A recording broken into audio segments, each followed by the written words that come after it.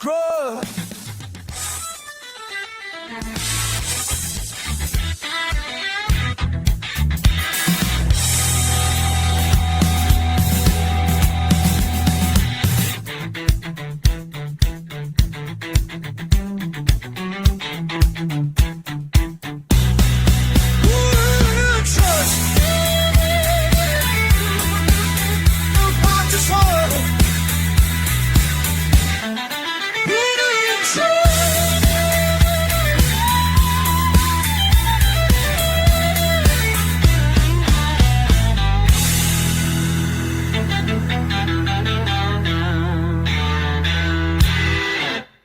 Welcome back to the Political Theater, everybody. I'm Walter Curt. This is the episode 170, guys. Thank you guys for being here on Thursday with me here this evening. We've got a lot to talk about tonight. The Democrats have decided that they are not slowing down the rhetoric at all when it comes to de-escalation or even attempting to de-escalate. It doesn't seem like they're interested in that one bit. So we're going to go through that. There's a number of other stories that have happened today. There's some interesting stuff that Trump said about housing, which I'm not really sure what the messaging is there. It's not necessarily good messaging in my eyes, and we'll talk about that. We've also got to go through some of the other interesting things that have happened today from the Signal chats and the Minnesota organized groups. Looks like there's been some more information that was released today that's pretty interesting. So we're going to go through all of that and more tonight on the theater, guys. Make sure you guys leave a comment down below if you got something you want to say. I'm always interested in feedback. Always want to hear what you guys have to say about the show. If you guys are listening to us on Rumble, Substack, YouTube, wherever you're at, make sure you guys leave us a follow. Leave us a comment. I always want to hear anything you guys have to say. And if you guys are on the X space, you guys will be able to come join and chime into the show yourselves here very shortly. So go ahead and do all that. And we're going to go ahead and get rolling here. So the first thing I think I have to talk about is Hakeem Jeffries today. This is, I don't know, the craziest thing I've heard him say so far. So this happened just recently. This is only a few hours ago. Hakeem Jeffries came out and had some interesting words to say about Kristi Noem. So I think we're going to start with this just because it's so absurd that I don't know how else to. I mean, we've got to start with just this statement here from him. So I'm going to put this up on the show and we're going to be able to listen to this here because this is wild that he said this in the first place. So let's go ahead and play this here and then we're going to get into it. Disgraceful. She's got to go. We are dead serious. She needs to be put on ice permanently. She's got to go. And by the way, she's not the only one. So let me play that one more time. So here, she's got to go. We are dead serious. She needs to be put on ice permanently. She's got to go. You know, I don't know how else you can construe that other than, you know, he's blatantly saying that Kristi Noem needs to be, you know, put on ice permanently. That would mean killed, correct? I mean, I don't know how else you can construe that. I mean, it seems pretty obvious what he's saying there. That's pretty insane. That's from the minority leader of the House of the Democrats. You know, there was a bunch of talk recently about them wanting to de-escalate the language and trying to calm things down a bit. Does that sound like it to you? Doesn't to me. Further than that, the governor of New Jersey, the new governor of New Jersey, Schreck, or whatever her name is, she came out and said, again, the same sort of thing. They're going to start up a state-run portal to track ICE movement. I mean, that's crazy as well. What the hell are we doing here? I mean, this is the kind of stuff that people are, I mean, I don't know what else to say about it. Looks like I have audio problem here, guys. Sorry about that, guys. Looks like the audio on the live video version of the show is not working properly. There we go. Now it should be running. But yeah, so apparently this is what we're doing here. You know, we're going to talk about Kristi Noem be put on ice. We're going to start a portal that's going to open up and track ICE from a state-run group. You know, this is the kind of stuff that they're desperately, I've been saying this for a minute now, that they are desperately attempting to get the Insurrection Act to happen here. That's what they want. And I don't know how else to read it other than that at this point. They are determined to get the Insurrection Act on the board, and that's what they want to do. That's nuts to me, but that's what they want. I mean, I don't know why they're doing it like this. I don't know what their intention is or why they think this is a good idea. It's not a good idea, but this is what they want to do. So, you know, other than watching them flail about on this is crazy to me.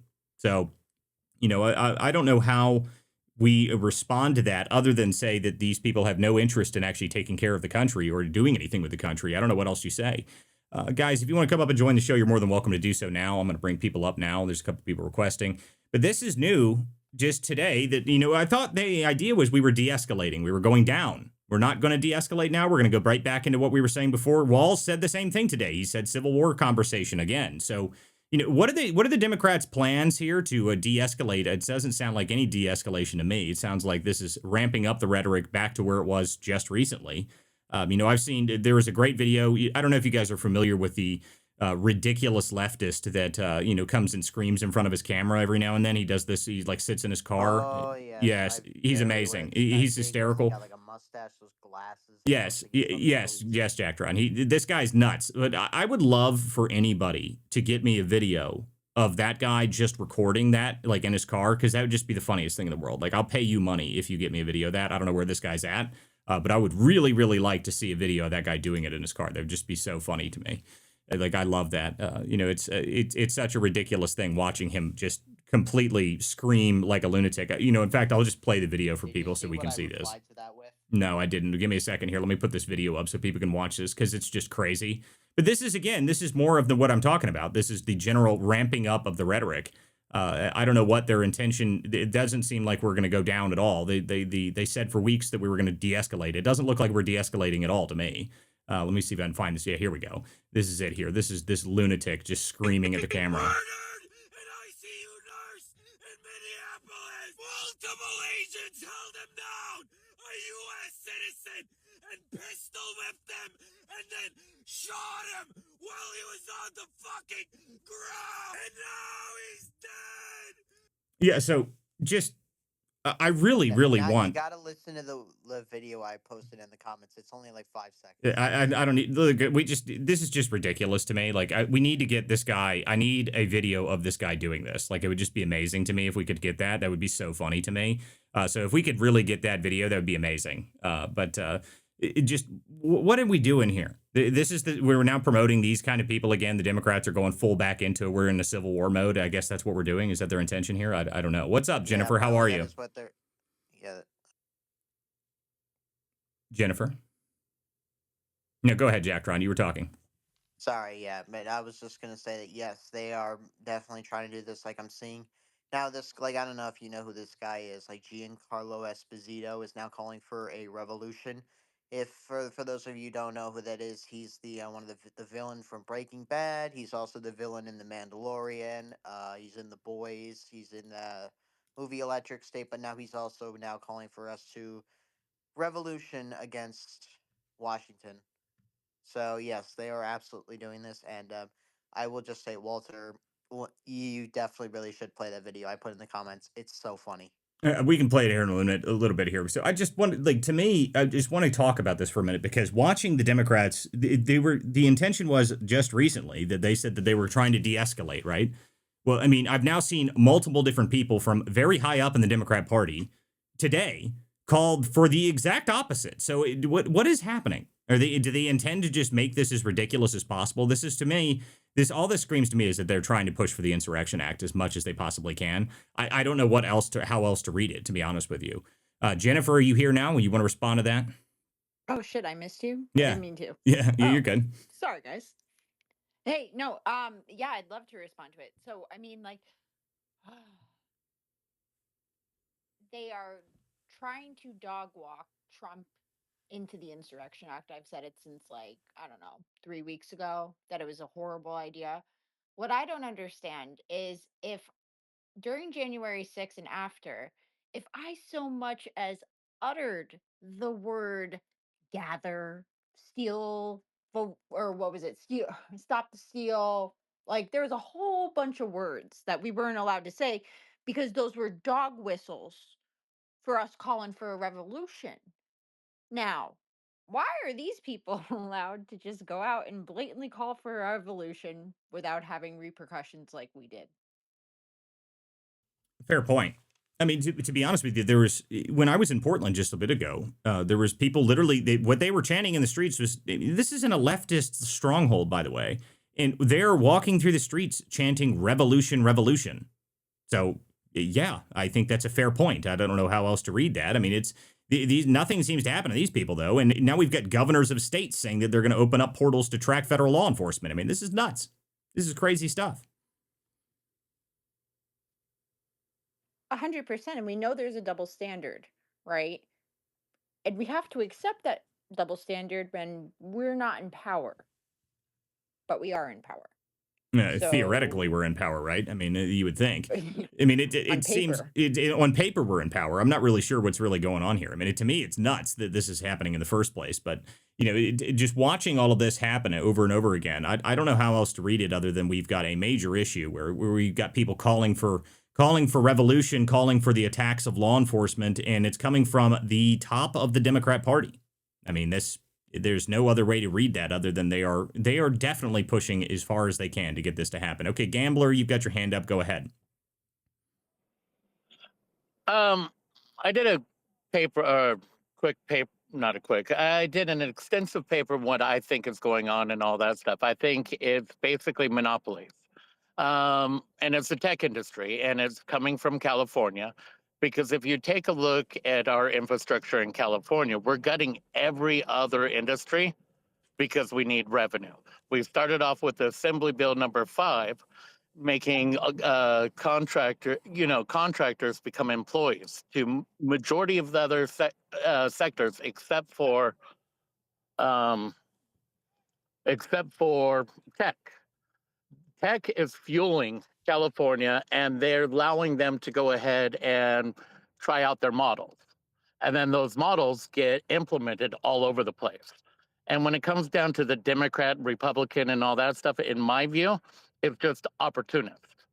Anyone who sees the opportunity in these things are going to latch on to this real quick. They don't realize that the downfall, let's just go with robo-taxis. The amount of people that right now, the only thing that's gluing California together is the gig work. It's keeping everyone so that they're not homeless. Now, once you go in and switch that gig work to tech, all the blame goes to the politicians. The people get hurt, and the only people that benefit is tech. You could go down through Well, every but look, single market and look. so I mean, I'm not really sure how this plays into all this, but I will say one thing on this is that California is in the process of trying to pass a wealth tax that would absolutely destroy the tech sector. So I'm not really sure that's the necessary way. Like, I think we've got a whole nother way to look at this because this is a huge problem for them. If they pass the wealth tax, it will completely gut Silicon Valley. Well, That's no, one problem with it here. Assembly Bill number 5 was designed for Uber and Lyft.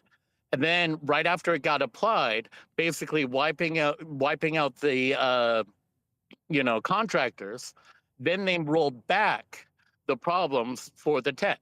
Right. They rolled it back and Again, then they allowed them to gambler. take The full problem control. with what you're talking about is here. I don't know how it relates to the concept of what they're doing on the Civil War stuff going nationwide, which is what I'm They talking control about. the media. They control the media, so they could go. They Yeah, control the yeah, but levers again, on everything. gambler. The problem with what you're talking about is it's just not related. I mean, I understand they control the media, but you're talking about two separate things. Okay, like you're talking about two very, very different things: the tech sector and the election system, and this is just not on topic. Read the pill, and I'll go ahead and throw something in there because That's I'll fine. explain. It will show how it is Yeah, connected. the problem is that you're trying to explain it to an audience of people that are listening to you, and you need to be able to do that in a way that people can understand it easily, and that's not something that people can understand easily. So, okay, we need to move Yeah, on from no, the. and We you need don't we even need. understand it. I definitely understand that. Listen, kid.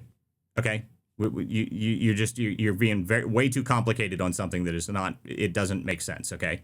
So we need to continue with the show here. So, but the point is that we've got Democrats, we've got Hakeem Jeffries, we've got Tim Walz, we've got Shaquille in New Jersey. All of them together are constantly causing this problem. So, Chris, welcome to the show, buddy. What's up, man? Hey, not too much, man. I'm just getting ready to put my my little dude down here in just a second, but wanted to hop on. Absolutely. Well, it's good to hear from you.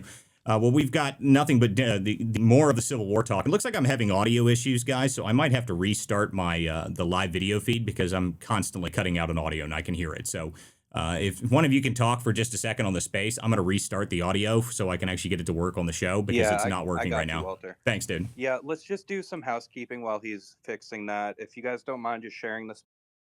Space. And let me bring Henry up here.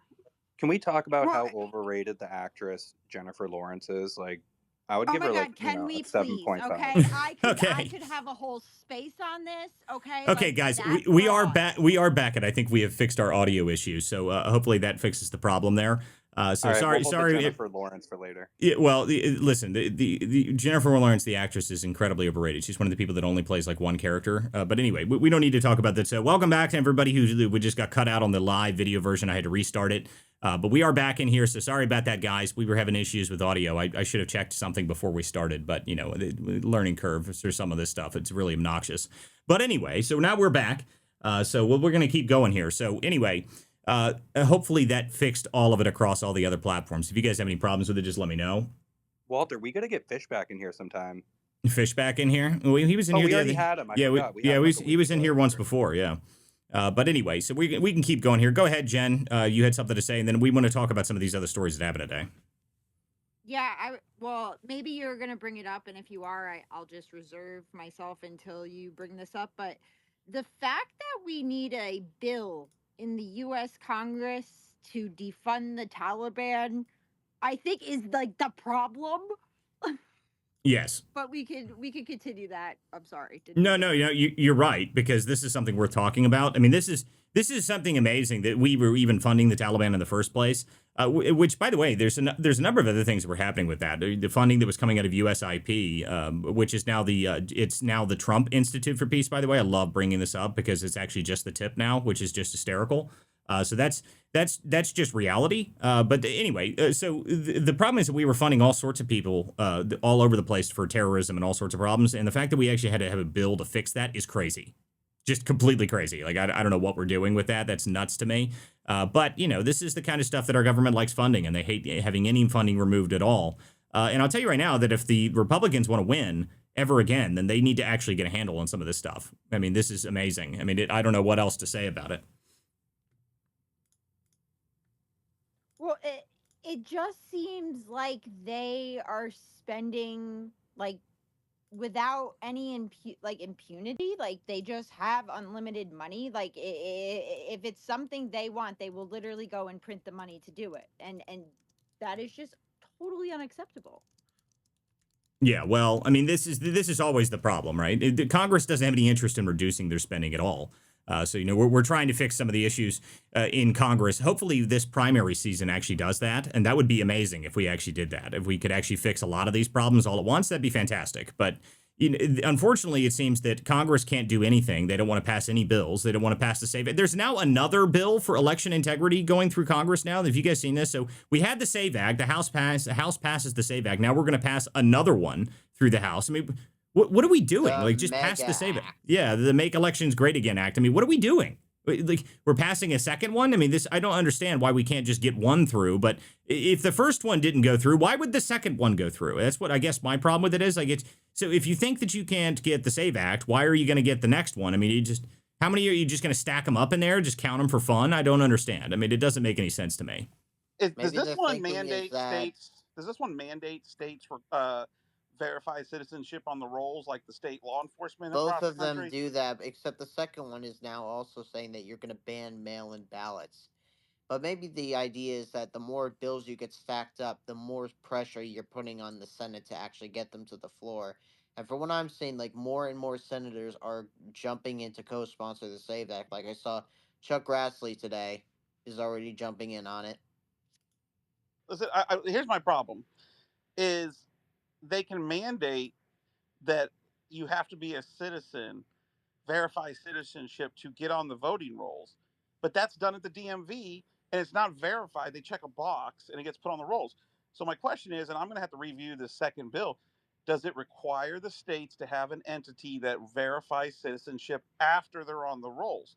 That's the question, because it's already illegal to go on the rolls if you're not a citizen.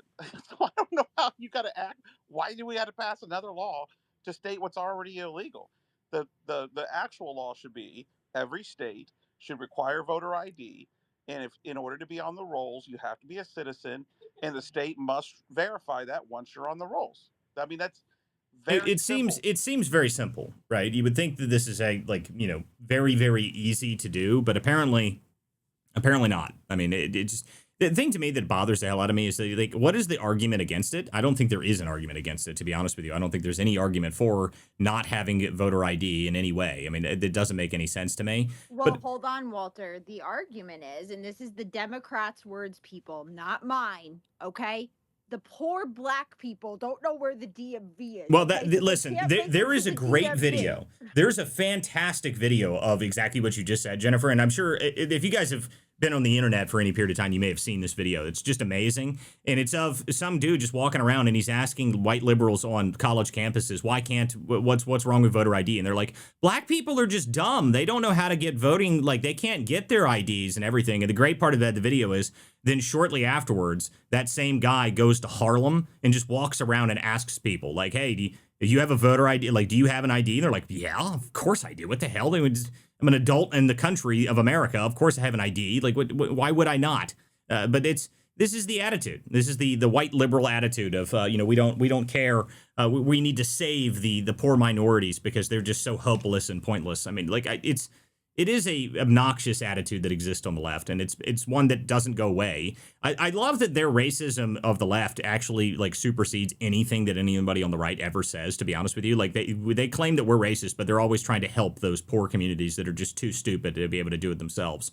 The funny part about it is that their ridiculous level of it takes it to, we just need to give them money, infinite amounts of it, and never check to see if they're doing it fraudulently. That's what they did with all of the ridiculous stuff for the Somali fraud and all that stuff. I mean, wasn't there a direct quote at some point that they said that they were afraid if they took away some of these fraudulent companies that they would be called racist by the Somalians? Like, oh my God.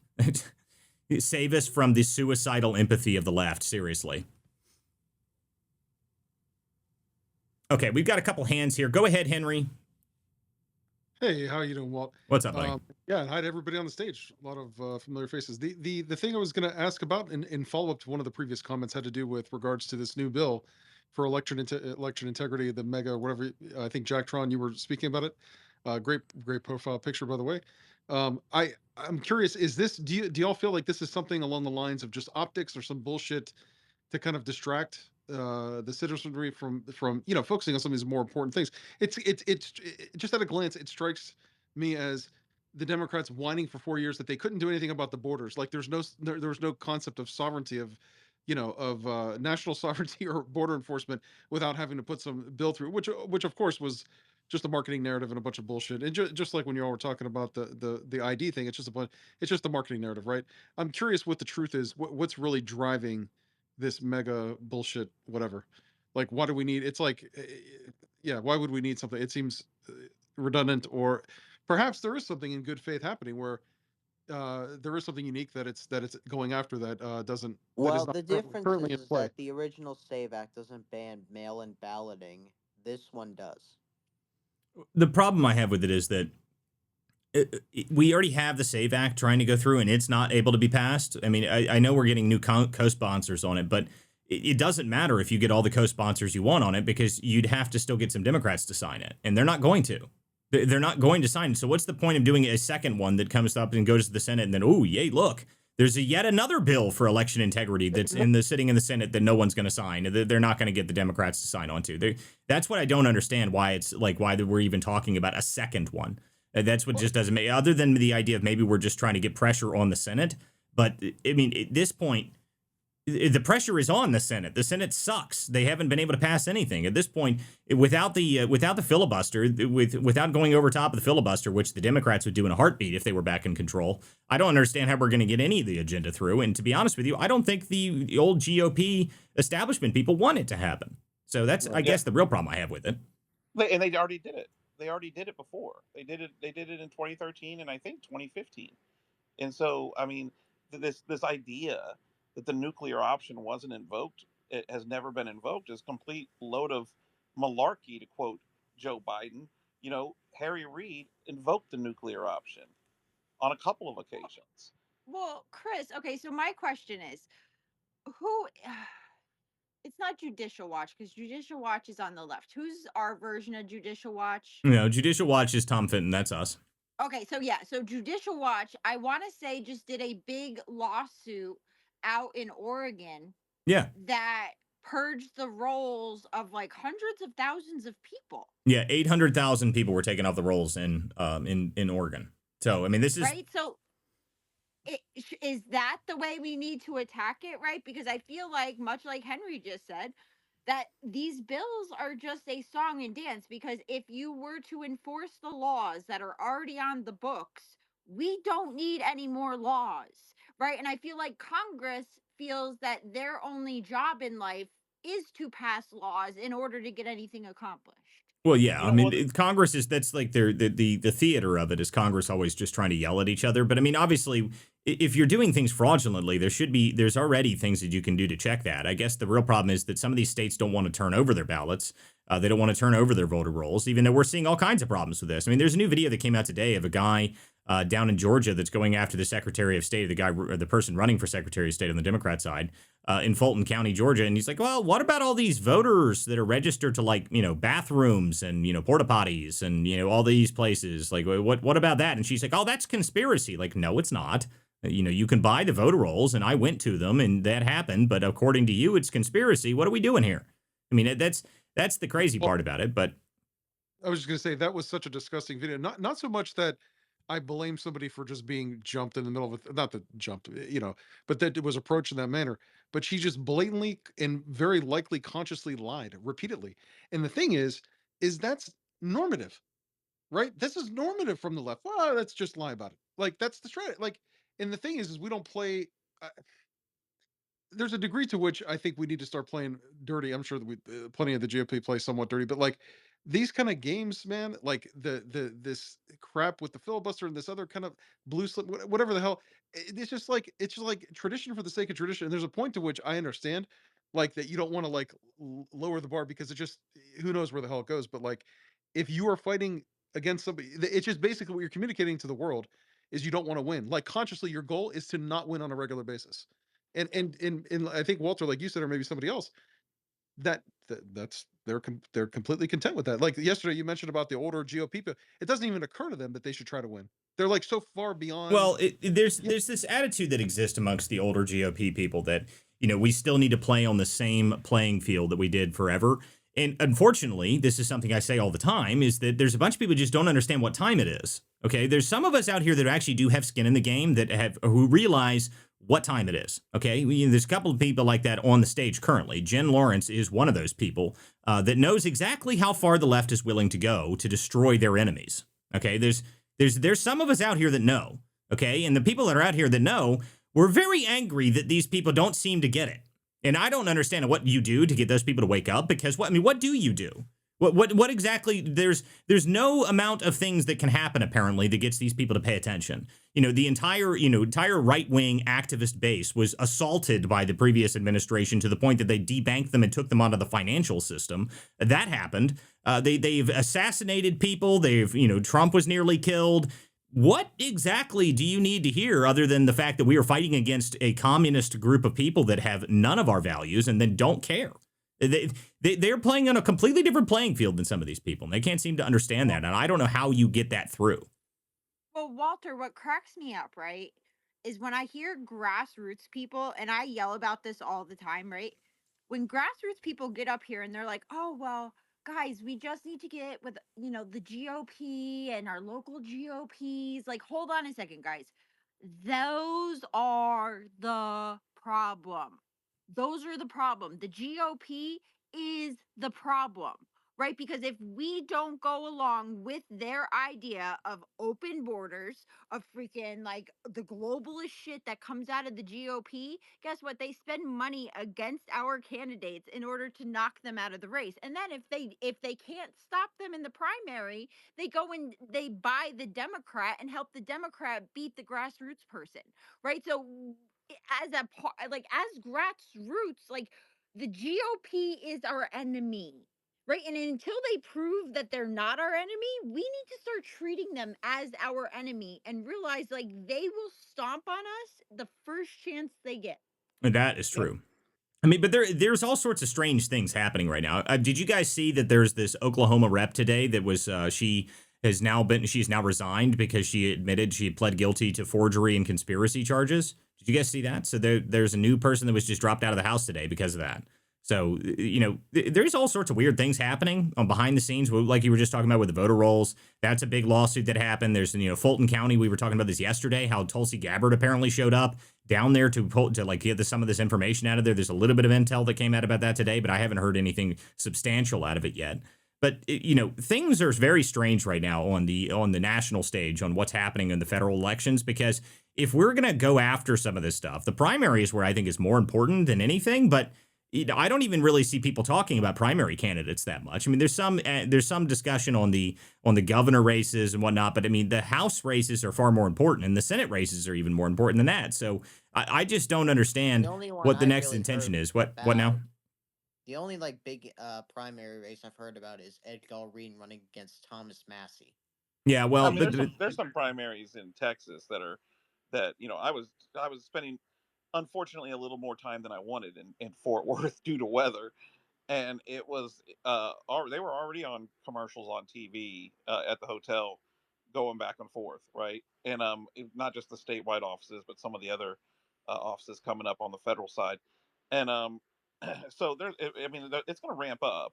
But here's the thing: is, and I've said this, Jen, and some people didn't like when I would say it, but it's like you can buy the exact same data for where for pennies, like pennies on the dollar, literally, in an Excel spreadsheet.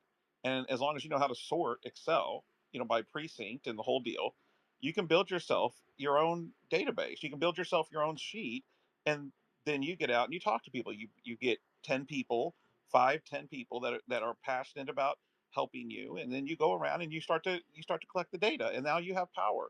I mean, the problem is when this is almost a squandered moment in some ways, because you go to the local GOP clubs. First off, a lot of these people are weirdos. Let's just be real, okay? A lot of them are weirdos. They're rude. Like a lot of people that have these like Trump flags. Some of them are completely rude. And then you have the contrast, which was the We the People groups. And the We the People groups in most of your areas, if you haven't even looked them up, man, you're talking about 100, 200 people at the heyday. You were talking 300 to 400 in a packed house, and they were shunned by the local GOPs. They didn't want to have anything to do with these. A lot of the local GOP folks came, and like the elected officials, they would come and speak, and then they go to the local GOP club, and they'd be like, "Yeah, I mean, we gotta, we gotta protect the GOP here," and it was like this political doublespeak, right? Well, And Chris, can I just like comment on that, right?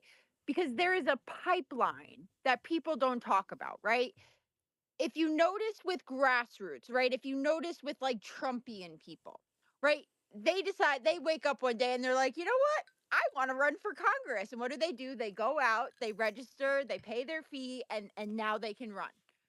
Then you have a certain amount of people, right? And these are the people that usually make up your local GOPs who believe that, well, in order for me to be a congressman, I have to first hold this office, and then I have to hold this office, and then maybe one day the GOP will recognize me, right?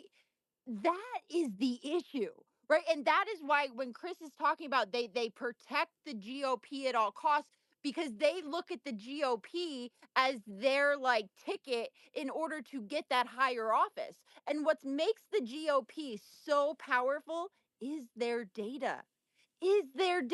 So when they went after the grassroots, the first thing they did to us was take our data, because they knew the data could trump all of the other shit that everybody was doing. If you have the ability to reach directly out to your people and they can't stop you, that's the first thing they took away. And that's why they took our reaches down to 0 on social media, because they couldn't delete our profiles, right? Because they were in the lawsuit. And they took all the data because the GOP wants to be the only one that has the ability to contact the voters with their message and the message they want. Well, that's true. I mean, the deal is that the GOP itself is an organization. I'm not very impressed with anything that they've done recently. It seems to me that they just don't have any interest in benefiting certain candidates. I mean, look what's happening in Virginia, guys. Okay, you want to see what happens in Virginia? Virginia now. Have you guys seen the stuff that they're talking about, the new taxes that are coming down the line? They're going to tax everything and anything you can think of. Gym memberships. They're talking about taxes for new gym memberships. I mean, tax everything that can possibly exist and make it far higher than it's ever been before. And people are like, oh man, wow, like that's terrible. Like, yeah, it is They got so terrible. excited they're taxing taxes. Guys, you guys, by the way, hey, guys, listen. Okay, we got a ton of people up on this show. Just so you guys are aware, this is a streamed show on multiple different platforms. Do not interrupt and try not to do that because crosstalk does not come across easily. Just trying to make sure everyone's aware of this. This is a political theater, guys. This is a weeknight show. This is a regularly scheduled show that is streams across multiple different platforms. Trying to get it back a handle. We had some audio problems to start the show off, so I had to bring a bunch of people up here so we could actually fill some audio time. So, okay, I need to keep going here, though. But the deal is, if you look at what happens in Virginia, this is the result of not getting actual candidates elected. I mean, this is what happens. You get lunatics in charge, like Spamberger, and Spamberger is going to destroy Virginia in as fast as she possibly can. I mean, that's it, the reality is the amount of taxes that are coming down the line right there. If they pass all of that stuff, what are you going to do in that state? That state's in serious trouble. I mean, I don't know how else to look at it other than it's in serious trouble. The amount of tax increase that they're talking about, I don't even know if you'll be able to go to the bathroom without getting a new tax increase on that. So it really is impressive to me. Okay, Sally, you came up here. You put your hand up. What's up, Sally? Yeah, I put my hand up because you guys are talking about organizing the GOP, and I had recorded a Sunrise Zoom call last night. And the way that they organize and the way that these people, they already got their candidates for 2028, and they've already taken donations. They're already doing mutual aid, and they're already teaching these people how to do phone banks, how to rebut and to answer any questions that might arise. And this is where we are lacking, is we're not doing this on our end and having this type of organization. I'm not saying I agree with what they're doing, but the way they organize is way early, and they're getting people on the ball. Like, I don't even know who these candidates are, and they're already pushing for them right now. Yeah, well, I mean, the general problem on the right is that the grassroots organizations, the people that actually do the real work on the ground, have very difficult time getting funding. Okay, this is something that I've talked about a lot. You know, some of the ideas we've come up with in the past is actually getting funding for some of the really important things that we need to do out on the ground. You know, if I had hundreds of millions of dollars, the one thing that I would do is I would go find 10 really good activists that are constantly doing stuff on the ground and figure out how to fund them to the point that they can do more things. That's what I would do, because it'd be far more effective than giving money to the old Republicans club or some horse shit. I mean, what do those groups even do? And none of those groups do anything. The only ones out of them that actually do anything at all would be like Turning Point. There's one or two of the other ones that actually do on the ground door knocking, stuff like that. Those organizations are worth it. But there's a ton of GOP style organizations that we push conservatism. Whoopee. But give us millions. And they do. And they give them millions instead of going out and finding people that are actually willing to go out on the ground and do things. It really is incredible to me. I don't understand, because the left, apparently all you have to do on the left to get funding is say, I'm going to oppose ICE, and they'll give you a whole bankroll. They'll give you an entire organization. They'll give you bail money. They're going to give you food. They give you millions of dollars to do, essentially obstruct the federal government, and they just give you money to do it. Now, I think part of the reason for that is that the money that they're using to do that is not normal money. I think a lot of it is washed around taxpayer funded stuff, which is part of the investigation stuff that we've been working on for a number of years, which is why they're so loose with it. They don't seem to care because they've got, millions and billions of dollars that they can just flow into these places, and they keep getting more and more money. And I know a lot of it comes out of taxpayers' pockets, even though they don't talk about that. But we know that that's true because the way that these NGOs have been set up. But, unfortunately, on the right, the people that are at the top, the old school GOP guys, don't want to give money, specifically to guerrilla marketing groups, which is something that I don't understand. Guerrilla marketing is far more effective than any other form of marketing and going out into campaigning. If you do lots of hardcore guerrilla marketing, it is much better, ROI in terms of actually getting real things done. Guerrilla marketing is the real way to do it. But I tried to stand up something a couple months ago trying to get some of this stuff done, and no one seemed to be interested. I talked to a couple different people for fundraising. They weren't too interested in doing it. I guess part of the problem is that they see the way that you do campaigning is the old way of campaigning, which is buy a ton of TV ads and just do it that way, which there is more effective ways of doing campaigning, getting people in the streets, actually doing events, doing, actual guerrilla marketing, pressure campaigns, those sort of things are things you can do. But it's different to the GOP. The GOP is not used to that stuff. They just want to give money to their buddies that make the mailers that go out, and then the mailer buddies get tons of money. It's the most obnoxious thing in the world. and then you got to volunteer, right? Like, so let's just take the most recent example. The most recent example that I would call, in some ways, guerrilla tactics was these off-duty cops, off-duty law enforcement, and retired military veterans that volunteered their time and went up as a group and pretended to be ICE decoys and threw these anti-ICE protesters off their game, and it was highly effective, right? Except that they had to volunteer to do it. You know what I mean? This is the crazy thing about the right, and you're talking about the guerrilla marketing tactics, and this is core to combating today's left wing Democratic Party. Everything they do is guerrilla tactics that is funded through these 501c3s, and all those things, and then the TV stuff is the super PACs, right? And Yep. so they have a two front war, information war going on, and strategy. And Sally's completely right. They're already looking at 2028, but the more dangerous part that people aren't paying attention to is the Sunrise and Indivisible have these little chapters all over the United States, and they're putting school board candidates on these ballots, Yep. city council candidates on these ballots. They're getting people on the planning and zoning commissions, on the police boards. All of these different things they're sticking their little people into, so that when the time comes and they need to be called for it, boom, they're called, and next thing they're over here, taking away, immunity for police officers, are over here inserting these types of books and all these different things in our public schools. I mean, these things didn't just happen overnight, right? And so, I mean, this Well, is and the interesting Sally's thing about it is that they're not even really hiding it, Chris, right? I mean, this new thing that's come out from New Jersey, I mean, I hadn't played the video yet, but she's saying that she's going to set up a portal stood up by the state so people can upload videos and photos of ICE. I mean, what? I mean, what are we doing? I mean, this is the kind of stuff that the left is doing with their power. Whenever they get in power, apparently they raise taxes and find ways to fight against Trump in every possible imaginable way. I mean, that's what they do when they get into power, which is why I keep saying that if we don't manage to hold this and actually figure this out, we are so screwed. I mean, Yeah, I know it's well, funny to laugh about it in some ways, but it is not that funny in the reality of it. I mean, Walter, Jen, Jordan, how many Republican members of Congress and Senate came out on Sunday or on Monday when they stormed City's church and condemned it? It was None. virtually none. It was Virtually, None. none. because they don't But give a shit about the but people. what Sorry, but Jen. Go what but what you guys are bringing up, right? How the left is fully funded and they fund. First of all, what they did is they gave the grassroots a place at the table, right? They gave the grassroots a place at the table instead of treating them like the redheaded stepchild, even though they do all the work, we're not going to give them a seat at the table. And then Walter brought up how the GOP, right? They own the direct mailers, they own the robocalls, they own the calling, they own this, they own that. They don't want anybody to be able to get the money except for the consultants. That's why when the GOP decides they want to come into a grassroots race, the first thing they do is they go, "We are firing everybody on your staff. We are bringing in our consultants from DC, and you're going to use our direct mailers. You're going to use our robocall people," and not knowing, not even admitting that they are getting a kickback. Right. So even though the grassroots are doing all the work, the left realized that. And they were like, all right, we might not like your tactics, but they're effective.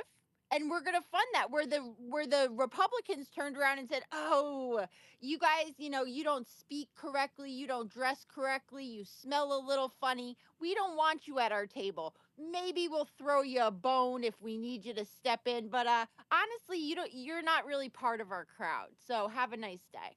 Yeah, You see, well, this is and how I this see. has been a general problem for a long time. It's the fact that the left understands that you need to actually fund some of these grassroots groups, and they've done a very good job of doing that. They've done a very good job of doing that. By the way, guys, I want to make sure everyone shares the space out now that we've actually got everything working properly. This is the Political Theater. There's a weeknight show, 9 p.m. weeknights. I'm Walter Curt. This is Jordan Daly and Chris Marino, my two co-hosts here. Guys, make sure you share the link out to this show. Share the space out. Make sure you guys repost it if you were listening on the live version, and share the link out to your friends and make sure everyone knows that we are live now.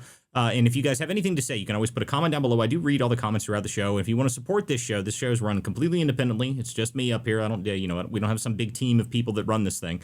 So if you guys want to support me, you go to wcdispatch.com and you can subscribe there, or you can subscribe right here on X. If you guys subscribe on X, you get behind the scenes on the investigation stuff that I'm working on, which is expanding rapidly by the day.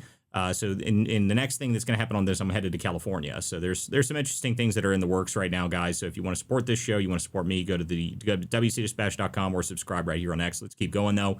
Sally, you had your hand up and you were about to say something. Go ahead. Sorry for cutting you off. You're fine. Yeah, no, I was going to say that I lost my train of thought. My apologies. I know you're live. So what they're doing here, because I'm going here and making clips of this sunrise Zoom call that I was in last night, and they have an organized phone bank system. So these people just log into this phone bank. They already have all the phone numbers ready for them to call and everyone to reach out. And I don't know if you guys were just talking about them infiltrating the schools. So you have, what is her name? Becky Pringle, who is head of the National Education Association. She's the president. She's on this Zoom call. Like, she's helping them organize their walkouts for I think it's Friday, tomorrow. They're doing a student walkout, I think, in New York. I don't know if it's nationwide or It's just in New York. national, probably. I think, and correct me if I'm wrong, Walt, but I think it's national, correct? Yeah, it is. I mean, this stuff is something they've planned for a while, by the way. I have an email from a school board in Virginia that got this, and they were setting it up weeks ago. So this is something that's going to be a huge media push from them. So expect that everywhere. That'll be tomorrow. And of course, they're also trying to say that they're going to try and get everybody in the country to do a national strike type thing. I mean, the only people that the amazing thing when I hear about that is like the national strike from who? I mean, the government workers might do it, but outside of the government workers, most people don't even know this stuff's happening. So you I don't know if I don't think it's gonna be very effective getting people to be like walk out from their jobs during the day every day. But I'm sure they'll try and pretend it will. But it should be entertaining to watch in the very least. Wait, Walter, isn't this illegal? What do you mean illegal? If you're a government employee, you're not allowed. Isn't that like Hatch Act? Yes. Well, listen. The amount of Hatch Act stuff we could go through, Jen.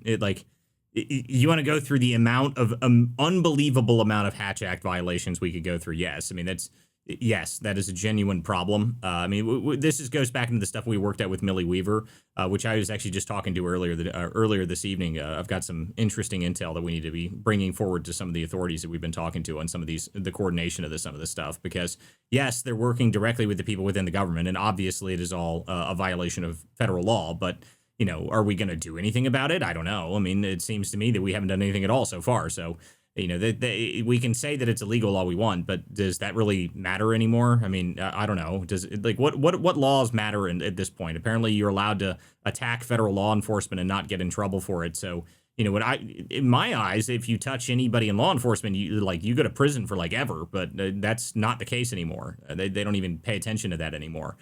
So who knows? Okay, I got some other hands up here, so I want to make sure I get around the room here. So, Key, go ahead. Yeah, Walt, I wanted to mention when you're talking about Virginia, and I posted it down in the purple pill for everybody to look at, but they have that House bill, I think it's 863, and it reduces, it's very weird. It removes a lot of these mandatory minimums. A lot of people don't really seem to be concerned, and they're telling me it's not a big deal. But if you look at it, essentially what it does is it shifts a whole shitload of discretion to the judge, to the judicial system. And a lot of people wanted to argue with me about, they still have these baseline sentences. All baseline sentences can be waived by a judge. So that's one of my big concerns with Virginia, amongst all of the other problems. I mean, if you were actually going to try and destroy a state, I think that's what Abigail Spanberger's intention is to completely demolish Virginia so that it can't recover. And I know people might think that that's hyperbole, but if you look at what they're planning on doing to Virginia, it's not even going to be sustainable. You'll essentially have to move. Look, listen to me. What they're planning to do to Virginia is very clear. They want to make it Eastern California, which is what their plan was before. I mean, in fact, if you don't believe that, I mean, they signed on to all of the EV mandate stuff that California had passed on. They signed on to all of it. They signed on to every bit of it, and the Trump administration actually managed to get that killed, by the way, so that was fortunate, because if I had read my numbers correctly on that, it would have put almost every car dealership in the state out of business in less than 5 years, which would have been, that's just wonderful. Wonderful stuff by the Democrats there. That's a brilliant move. But this is what California is. This is California is a one-party rule, and they just do crazy things all the time. I mean, the most recent thing with this wealth tax concept in California, if you want to see California go bankrupt almost immediately, that is going to be the way to do it. I mean, Silicon Valley is the only Yeah. thing keeping California afloat, and if they manage to get them to evacuate California, which they will. I mean, that's the crazy thing. It's like, what do Yeah, you think? Like, absolutely. you think all the billionaires are just going to let you just decide that capital gains are now taxable, and we're just going to do that, and unrealized tax capital gains are going to be a thing now. That's if you do that, every single person that is worth any money and actually creates any industry will leave immediately. Now, it may not be a great thing in the short term for them, but they don't care. They're going to go to a state that doesn't exist in, which is almost every other state in the country. So, I mean, I actually know it would be every other state in the country. They can go anywhere except there. So that will happen instantly. But of course, And, they don't seem to pay any attention to that. So who knows? and it's because they don't understand it, right? They have these communist economic professors who tell them, oh, no, this makes perfect sense. Tax the billionaires. Well, spoiler, first and foremost, billionaires are in the same tax bracket as millionaires. Where's this specialized billionaire tax bracket?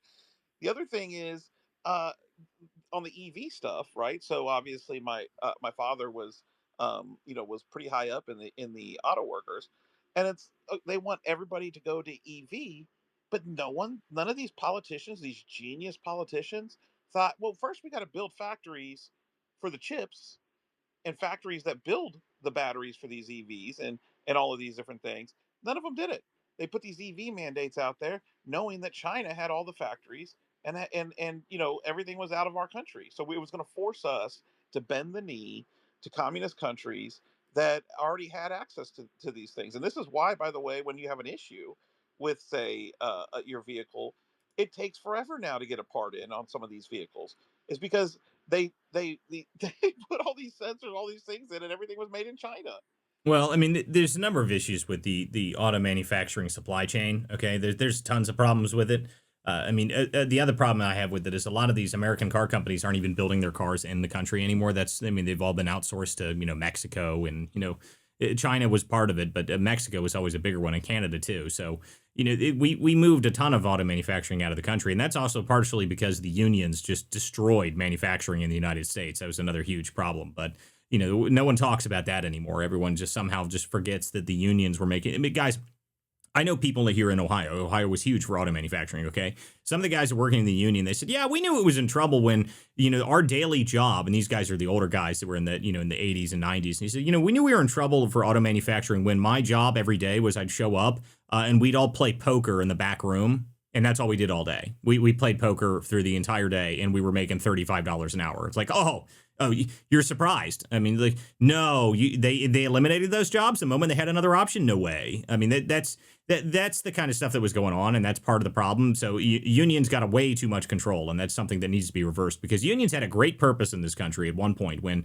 they were forcing people to work 19-hour shifts, and allowing people to stand at a factory line where their hands were falling off from some of the stuff that they were forcing them to do every single day. Yeah, unions were important, but then when they decided that unions are now allowed to just demand more pay from a company, even if the company can't afford it, that's the kind of stuff that puts companies out of business and what causes them to outsource. So unions needed to be reeled in quite a bit, but I don't know if that's ever really happened. It seems to me that we've still managed to placate to the unions, and that's not going to be a good thing, because eventually it'll just put companies out of business. If you go look at companies that don't have that, for instance, Honda that has over 30,000 jobs in Ohio doesn't have union, and they pay better than all of the other ones, and they have a much more successful company. They don't seem to have any of those problems, but if according to the unions, they have much better jobs, and they do such a good job that all of their jobs then leave, and everyone goes out of business. But no one talks about that stuff. Yeah, I mean, Toyota built Georgetown, Kentucky. I mean, Yep. Georgetown, Kentucky was literally just a little small town south of Cincinnati, and then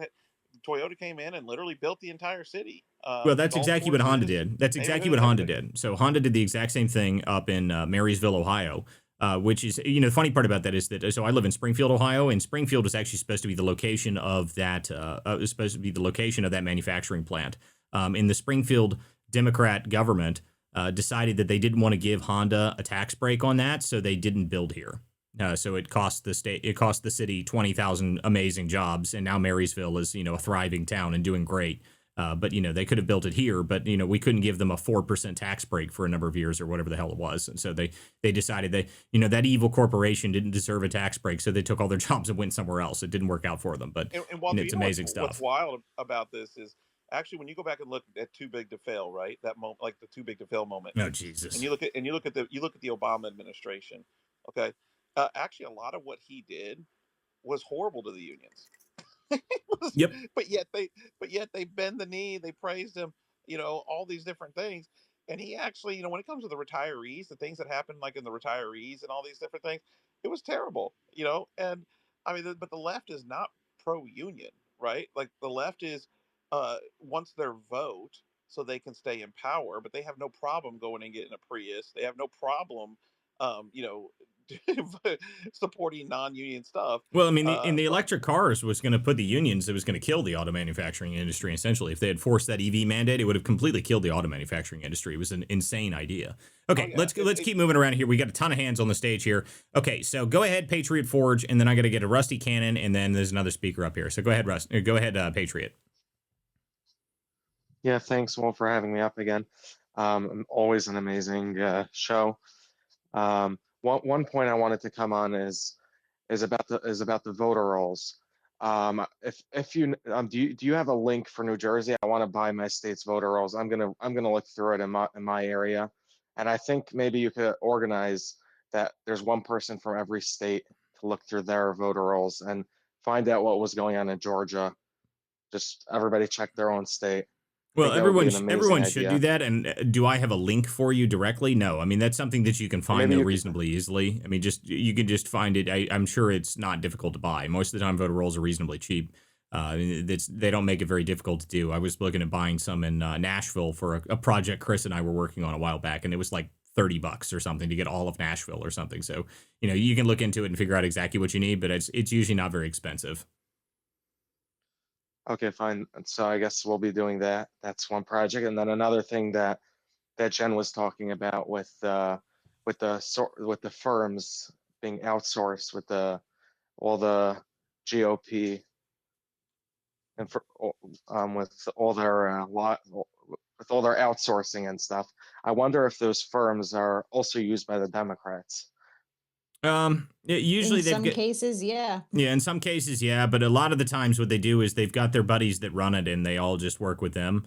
I mean, one of the things I tell candidates when they're running is that if you have a consultant that comes in and says that we need to run nothing but mailers for the entire time that we're running for this campaign, that consultant is just making money off you. Like they're not there to help you. They're there to take money out of your campaign and put it into their pocket. Because I'll tell you right now, guys, mailers are essentially useless. I mean, there is not a single piece of political mail that really does anything at all. But they swear they work. I mean, what the open rate on some of these things is like 1% or something like that. It's insane. But this is what they claim works. The only kind of mail that actually does work is physical handwritten letters that have a real stamp on them. That has like it looks like someone like your grandmother sent it to you or something like that.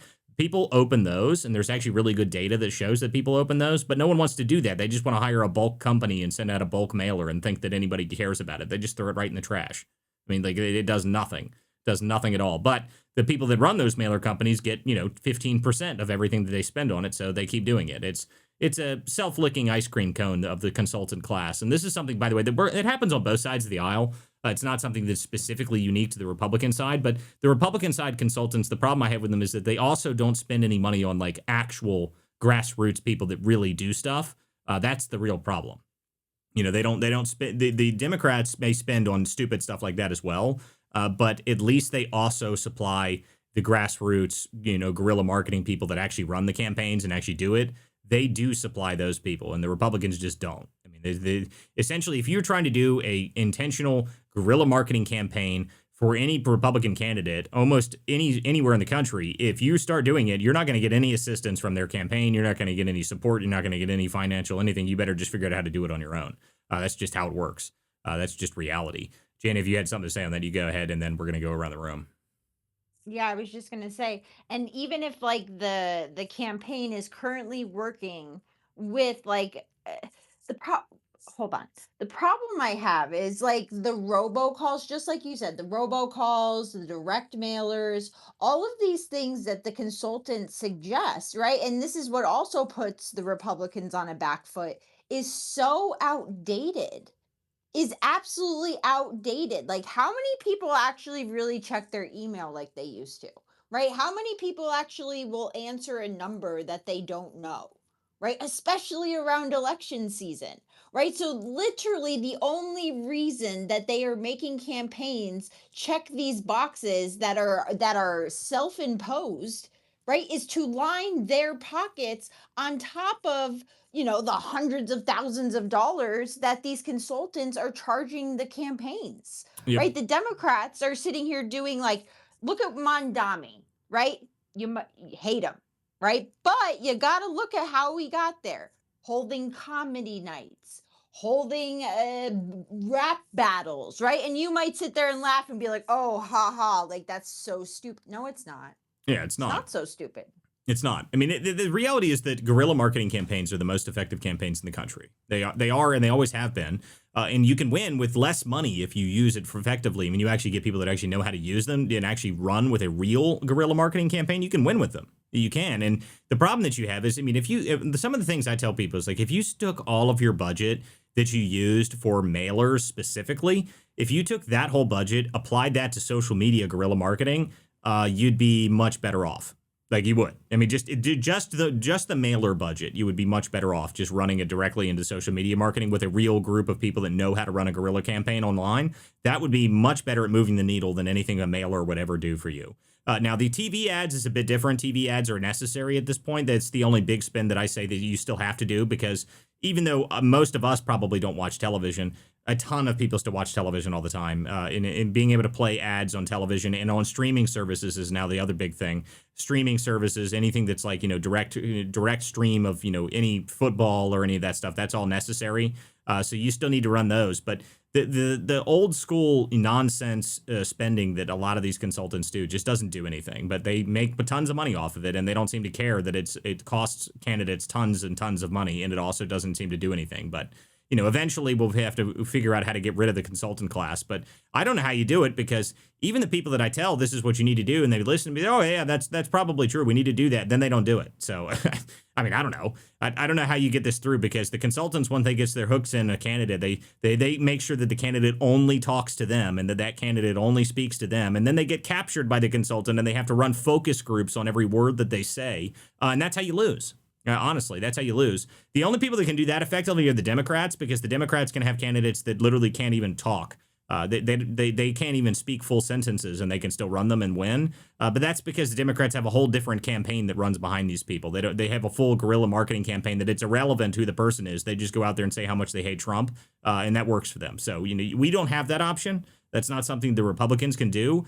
But what we need to figure out how to do is actually fund the real grassroots groups that actually go out on the ground and do things, because that's the only way you can win. Okay, I need to move around the room here, so go ahead, Rusty Cannon. Good afternoon. So they've got, I'm involved in my local county GOP, and I have a little bit of a different swing on it from what most of the people are saying.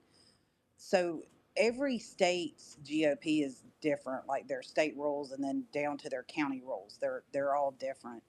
Um, in Georgia, we've had a lot of people, a lot of patriots or MAGA that have really kind of swarmed the GOP, took over a lot of county GOPs. So we've got a lot of people on the ground doing a lot of, you know, doing work there. And I will tell you, when you talk about advertising, our district GOP leader was telling me that they've got some crazy stuff out now where it's kind of like streaming. It'll go through your internet, and anything smart that you have on it, it'll pop up, like phones, even like a smart refrigerator. So it'll pop up those advertisements. So that's an something that we Yeah, have. it's IP targeted digital advertising. Yeah, yeah, that's what he was telling me. I was like, oh, that sounds aggravating.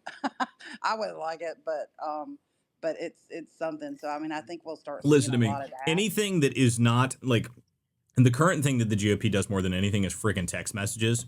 And I'll tell you right now, they better figure something else out, because all that does is piss me off. I swear I get 100,000 of those a day. I mean, I don't know how many senators and congressmen call me every single week, but it's got to be 2 dozen at least. I mean, it's absurd at this point, and I don't want to talk to any of them. I mean, I'm sorry, like you're running for dog catcher in Utah, like great, buddy. You're a veteran. It's always the same thing. I'm a veteran. I'm a three-legged. I mean, it's always some giant list of reasons that their bona fides are incredible and they need money and they want to talk to me and they're like, oh my god, please stop. My favorite I got recently, Jen, you'll love this.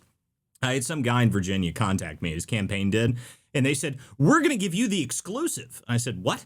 You're giving me an exclusive on what? And they said, well, he's going to launch his campaign and we're going to give you the exclusive on his campaign launch. I was like, what? This is a benefit to me somehow? I'm not really sure I understand the concept here. So I'm going to say that he's launching his campaign and this is an exclusive to me that he's launching his campaign. How does this benefit me in any way? And I don't even know who this guy is. So why is this exclusive and why do I care?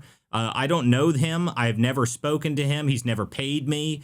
I don't work for free, for one. But two, what the hell is an exclusive when you launching your campaign? That's the dumbest thing I've ever heard. But that was like that was a creative. Be fired. Yeah, well, that person should be fired because, like, at a campaign launch, you want all the media there, right? Any eyeballs that you can get on your campaign at that point, you want. Unless, I mean, does this guy's last name Trump or something? Because honestly, if it's not, I think this guy he thinks very highly of himself. I think was the problem with this. But to me, I was just laughing. I was like, why would I give you an exclusive? Like, I don't know you. Like, I mean, I'm sorry, this is not a benefit to me. They were framing it as if it was some sort of giant victory for me to get this exclusive on some candidate that I've never heard of before. I'm like, what? Like, who is this guy? And I look him up. He's got like a following of like 4,000 people. I'm like, no, dude, I don't just randomly promote people that I don't know on my platform without speaking to you. Without you paying me. None of that happens. So I don't know what the hell that was, but it was very creative. At least they got me to answer the phone. And they were like, most of these people are so terrible. Like, you get these text messages and they're like a gigantic long paragraph about who they are and how great they are and how I need to talk to them. It's like, people need to figure out how to like actually communicate to people that they're trying to get to support their campaigns. Well, Walter, that was kind of my point. If you're involved in your local GOP, everyone that's running on the Republican ticket, they're going to come to each and every county. So you'll have a chance to talk to each of these people, ask them questions, and learn about them. I mean, that's what we do in my GOP. So I would just say, I think we need to do better as MAGA and quit like eating each other. I get it. I do not shill for the top of the GOP, but for my county, I know what we're doing. Well, look, when you get to the local level, that's listen. Your local stuff is different, okay? Like local candidates, I'm more than happy to help my local people. But if you're calling me from a state that I don't live in and trying to get me to promote your Senate race, your U.S. Senate race, as if it's some sort of great, extremely amazing exclusive for me to do, like, sorry, dude. Like, I mean, that ain't me. If you want me to help with your campaign, I understand what you're talking about. But the problem is that there's, generally speaking, the GOP right now, their only way to contact people is through text messages, apparently. Email generally is dead. Jennifer already said that before. I mean, no one checks their email anymore. I've got like 20,000 emails. Like, I mean, I try to check one of my 7 emails every single day. That's pretty much it. But I'm not looking for, campaign advertisements in that email. I promise you I delete anything like that. That's not how this works. They really need to figure out. I like the idea of the IP targeted stuff, but again, that's not even. You need to get better on the ground guerrilla stuff if you want to get people in local areas to start voting for candidates, which is what my point is. If you're a local candidate, that's exactly what you need to be doing. You need to be on the ground, not only on a guerrilla targeting, but you don't go just talk to everybody. Time is money. Time is votes, right? And so, we can talk about this for days. But the reality is we're going into a midterm election, and Sally has a very valid point, extremely valid point, that they're already prepared and organized. And while the Democrats, compared to the Republicans right now in terms of funding, the Democratic Party in general right now is not doing great. What we are seeing is the fact is that the money on the back end to these 501c3s that are putting the ground operation together, and to the super PACs that are on TV or banners or whatever, are heavily funded. Yep. And so, and that's the biggest wake up call that I do not to this day yet believe that Republican members of Congress and the United States Senate understand. I'm proud of Eric Schmidt out of Missouri. He's doing wonderful. He's a former attorney general. Ironically, when he was in the state legislature, he was fairly moderate, but now he's ultra MAGA. Like he's got Trump's back. He's calling things out. I love that kind of stuff. We're seeing that with other members of in the Senate. But then you have weasels like Tom Tillis, who is completely worthless. I don't even know what the dude's problem is. But it makes sense when you start to look at like Sunrise and Indivisible and the infrastructure that they've already built in North Carolina. So Well, some of those I mean, questions come look, to play. the reality is to just a ground game of any kind. We don't have something that is a national ground game. We just don't have it. We simply the Republicans don't have a national apparatus that does ground game. The closest thing you've got is Turning Point. That's the closest you've got.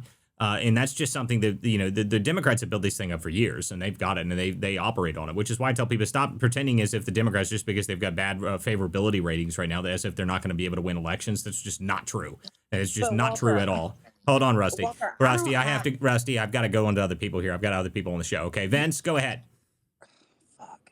Hey, we're up in New Hampshire, and this is going to be a battleground in 2026. And what you guys are talking about, the grassroots, the ground game, and everything else, we've wrestled that back from the state GOP, and it's us that are doing it. And the problem that we're finding is like, look, somebody's running unopposed. We just need to put somebody up against them and do something. And you can't get any volunteers to do that. All right. So I can only run for so many friggin' positions and Yeah, well, everything else. this is a genuine problem across a lot of the idea that we have any seats that ever go running unopposed is crazy to me. I disagree with that entire concept. We should never have seats that go running unopposed. And further, even if it's a seat that you don't think you can win, running unopposed is not an acceptable option, because the idea should be that if you have somebody that's running unopposed, put anybody in there and force them to spend some money at least. I mean, you got to thin their resources out at all. And I guess the problem is that the right thinks that they focus on this specific one and that specific one. Well, why don't you focus on everything? Try and win every single seat. And just because a seat is long-term blue doesn't mean that you can't have somebody that shows up and is actually willing to win and trying to actually flip that seat. It can be done. Okay, it can be done, and it should be attempted everywhere. And if you spend more money on guerrilla marketing rather than mailers, you might actually be able to accomplish that. And I completely agree with that. And that's our argument, that we've wrestled control of the GOP party in New Hampshire and said, I don't care if you're going to run for dog catcher. Let's go. Let's put somebody up there. It starts at the base. It starts at dog catcher, selectman, school board, whatever, everything. It starts there. That's where it starts. And it has to start at the grassroots. And that's what we've turned our focus to.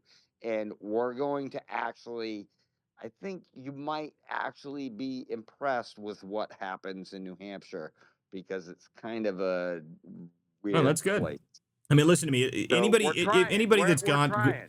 anybody that's got a ground game that's actually operating in any state, I'm happy to hear from them, and I'm more than happy to see if I can do anything to support them. So that's great. I'm good to hear that from New Hampshire. To me, my only thing is we're coming into this election. I'm going to be so busy trying to deal with this fraud stuff that I'm working on. So I'm trying to figure out how I can support candidates while I'm out on the road. So that stuff I'll be working on as we get into this, over the next couple months. But at the same time, the opposition research, the one thing that's what I really do, guys. I'm really good at opposition research. I take down candidates. That's what my whole goal is in life, to ruin someone else's day. I really do enjoy it. It makes my day to make people really mad. But the deal is that we got to have candidates and campaigns that actually use the opposition research. One of the problems I had with the Virginia campaigns that recently is I had two major stories that could have been used by the campaign, and they didn't touch them. They didn't use them. They didn't even go after him at all. In Virginia, Spanberger is still in the middle of a defamation trial. She's still part of a defamation trial, and Don Scott, the freaking Speaker of the House for the Virginia Democrat legislator, is the head attorney in that defamation trial, and no one talks about it, and no one even brought it up, even though I was at the courthouse that day when they managed to make sure that she had to give her actual deposition. So This is the kind of stuff that I don't understand why we don't talk about it. Why do we don't use it? And the consultant class that is like worried about being too squishy about, what things that they want to use as actual political attack ammo, you're stupid. Okay. Like everybody, any political strategist or anybody that says that's too dangerous to talk about, you should be fired. Okay. You should just be fired. I mean, if you're not willing to go out there and actually swing at the bat and actually swing on some real serious hit pieces, then you're just going to lose. And we don't have time for people like that. But this is just what happens when you have the consultant class that runs everything. Okay. Let's see here. Go ahead. Jared, you got your hand up. Go ahead, Jared. Hey guys, hey Jordan, Chris, and Walter. I've spoken with some of you guys today. I'm exhausted. I've been doing a lot of political work as well today. Um, I know you guys are getting into the money and all of that, but honestly, I just think it's going to be messaging. I think messaging is going to be what takes it home for the midterms, obviously. So, for example, I mean, you're right, Walter, right? I mean, how many Rep- the text messages, right? I can't, like this last election just here in Virginia. Um, I can't tell you how many messages I get from Winsome Earl Sears saying, "Hello, I'm Winsome Earl Sears. Please come to the Virginia State Fair." Like that is not working, right? You have to use you have to match the energy that the Democrats are using. Um, with regards to I think this whole thing is going to be dealt on the gerrymandering and the redistricting and Virginia, California with the Prop 50. So I think that's where the midterm elections is going to go through. That I agree with. That And I in agree. regard, That I agree with. The redistricting stuff is the real midterms battle, to in my eyes. Now, I mean, you still have to win court campaigns, but battle. you have to. Yeah, that's the court battles. But I mean, but the deal is, it's just redistricting war that is currently going on. That is the biggest thing that's going to decide how this midterm really plays out. There's a lot of stuff that could happen. So, I mean, in terms of what happens in Virginia, I don't think they're going to be able to get that through. But Prop 50s might be able to go through. So I don't know. I mean, the amount of seats that are up in the air right now is kind of crazy. But at the same time, the primary battles and actually getting candidates that can win. My thing is that the Democrats, and what's something that the Democrats do very, very well, is you're right about messaging. Messaging is one thing, but actually getting your message out to people is another problem of the GOP. Like you said, the text messages just ain't doing it, dude. Like, one, it annoys me. I get very annoyed when I see 800 text messages that are like, "We haven't heard from you." Well, I never talked to you. Like, I don't want to hear from you, actually. Like, shut up. I mean, Jesus Christ. I mean, why haven't you signed your membership decree? What? I mean, just, these are terrible. Terrible. Like, if you're going to use text messages, use what, like Early Vote Action has a text message feature in it. That's actually useful. Okay. It's actually useful because you can text people in your local area and you can say, "Hey, I'm an activist in your area. I'd love to talk to you about politics. I'd love to talk to you about where your vote's headed." That sort of stuff, highly effective.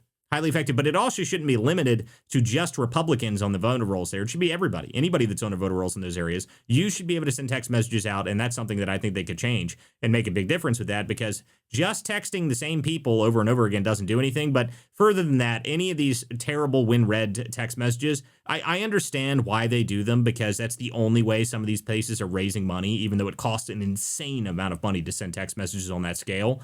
That is how they're raising money. They get like a 0.1% return rate or something on that. Like, but it's terrible. I mean, it doesn't work. And further than they can't even say certain words. I mean, they can't even use certain language that actually get people to click on them. It's terrible. I don't know what you're going to do about it when eventually, which this is going to happen. I mean, within the next couple of years, I guarantee you there will be enough AI out there that'll block all of these things. I mean, that's what's happening to email right now. Email is getting completely wiped out. I mean, no, email advertising and generally, and just One email thing. marketing is Oh, getting killed right now. Go ahead, Jared. sorry, I couldn't hear you. It glitched out for a second. I'm in my car right now. You mentioned the opposition research. I can't tell you how many Republicans, like even here in Hampton Roads area, the seven cities, and where there's Democrats, there's so much opposition research you can get on. Like, why not touch it? Well, it's too petty. It's when he was in high school, or when he was in middle school, or when he was in law school. I'm like, elections are binary, okay? Someone's going to win, someone's going to lose. Okay, at Yep. the end of the day, you're going to throw whatever you can to win the election. And where the Democrats, they're finding things where John Seaver was doing something in seventh grade or ninth grade, they're finding out, right? Yes. So it's just like, it's crazy. It's crazy stuff. I can't wait. Like I said, I'm traveling the whole country this year. Be back in DC in the next few weeks, California as well, and Maine. People are not talking about that. I think you're going to see a really upset there with Mr.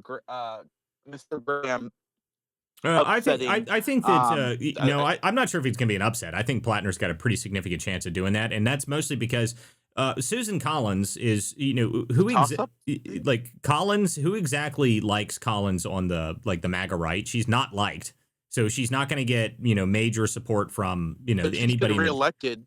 I no, I know, but I'm talking about But that from in terms of a national perspective, okay? And a national perspective, getting additional grassroots support from the national base for her is not going to be possible. So it's going to be difficult for her. Now, she has definitely won in Maine many times. So, she knows how to win in Maine. So I wouldn't count her out. But I'm just saying, I think that Graham Plattner has a pretty significant chance of doing that because not only does he have a grassroots support base, but he also is doing all the right things to get the national grassroots activists behind him. I think he's got a pretty good chance. I don't think that that's going to be an easy win for her if she does win at all. And he's not 80. He's not 80 Well, years old. that's the other thing. He is not ancient. Anybody, and to be honest with you, if you are 80 years old and you're running for any political office, I will refuse to support you. Geriatrics, no geriatrics in Congress anymore. Okay, I'm done with the old people. If you are a fossil, if you were around when Jesus was wearing sandals, I don't want you in office. Okay, I'm done with that. These people have been a huge problem. I don't care if you're popular and people like you, and I'm sorry, I just can't do it anymore. Like we've got people wheeling around in wheelchairs in office. This is we had, what was the lady over the summer? Remember the summer that they found out that she hadn't been in Congress for months because she was in a dementia home. Like, what are we doing? Like, this is no. Sorry, if you're not competent, you can't be in Congress. We can't do it anymore. 80 years old is too old. Go home. Jesus Christ, people. We're done with these people. It's amazing to me. Jared, you're rugging really bad, Jared.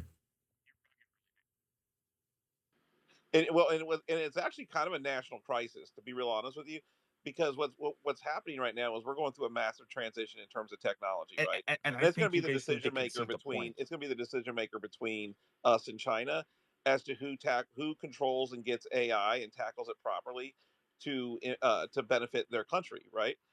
Who controls the digital currencies out there? All of these different things are coming around the corner.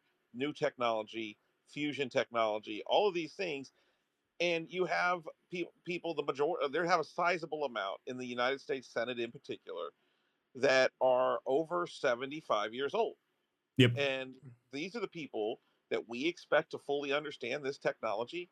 What we all should be smart enough to understand is it's their staffers and it's the lobbyists that are lobbying them, and not them, a 75-year-old, understanding this. And that is a national crisis for our country, whether it's Republicans or Democrats. Yeah, well, I mean, that's just a general problem overall. I mean, like I've said many times, the geriatrics in Congress are a huge issue. I will never forget, ever in a million years, will I ever forget the Senate hearing or whatever it was, the House hearing when Zuckerberg was there and they were talking about Facebook. That was the most embarrassing, 30, 40-minute exchange between Zuckerberg and these people that had no idea what he did, how it operated, anything to do with it. They were like, "What happens if it, breaks and you lose all that data?" He's like, "Oh, that'd be really bad. Like I'd lose all of my secure data. That's horrible. I can't have that happen. That'd be a huge security breach." They were like, "But what if it happens?" Like, that was terrible. Okay, and that's just a perfect representation of what Congress is right now. They just don't understand any of this stuff. The amount of people that I talk to that just don't even remotely understand what social media is and how it operates and everything to do with it is astounding to me. And there's a great statistic out there that shows that almost all the people in Congress still read.